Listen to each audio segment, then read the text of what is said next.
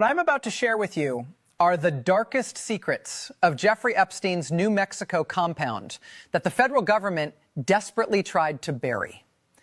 And when I say dark, I mean absolutely horrifying. We're talking about a 10,000-acre ranch where things happened that were worse than the island, worse than Palm Beach, worse than the Manhattan townhouse. And the most shocking part? Federal prosecutors under the Trump regime explicitly told local law enforcement to stay away from this property. They said, "We've got this. We'll handle the investigation." And then they did absolutely nothing. No search warrants, no subpoenas, nothing. And now we have the emails that prove it. So buckle up, because this is going to blow your mind. Let me start with the basics so you understand the full scope of what we're dealing with here.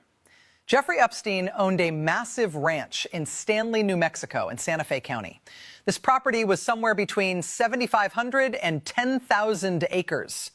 To put that in perspective, that's bigger than some entire towns.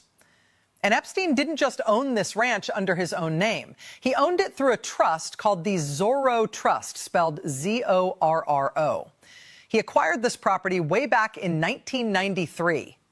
Think about that, 1993. That's 26 years before he died in 2019. This wasn't some recent purchase. This was a long-term operation. And here's what makes this location so strategically valuable for someone running a trafficking operation.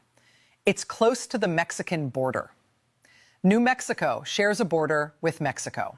And according to multiple sources, including tips sent to the FBI, this ranch was used as a routing location for trafficked children coming up from Mexico before they were dispersed to the East Coast. Let that sink in for a moment. This wasn't just a place where abuse happened. This was allegedly a hub, a distribution center for a trafficking network. Now, when Epstein was arrested for the second time in July 2019, there were immediate questions about this ranch.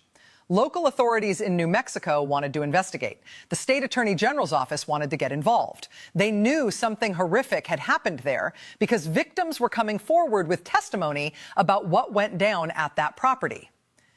And you know what the federal prosecutors told them? They told the New Mexico authorities, "Stand down.